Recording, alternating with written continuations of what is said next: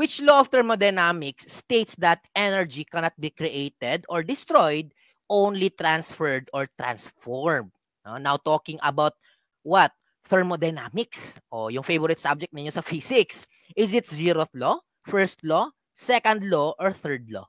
This is letter B, the first law. Okay? First law of thermodynamics. Recall natin sino si first law. Okay? Ito si first law.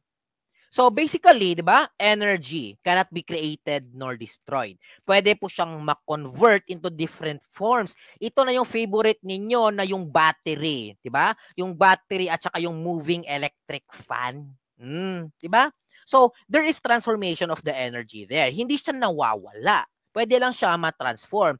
What are some examples of this energy transformation? Ito 'yon. Tingnan natin, 'di ba? Ito, from electrical to sound and light. Okay? Mechanical, generator, di ba? Mechanical to electrical. Since generator, it generates electricity. Through what means? Through mechanical means para magkaroon tayo ng electricity or electrical energy. Chemical, fuel, mechanical is to car. Di ba? Ano pa? Itong chemical to mechanical dito sa ating pagkain. Di ba? We consume food chemically so that we can do work mechanically.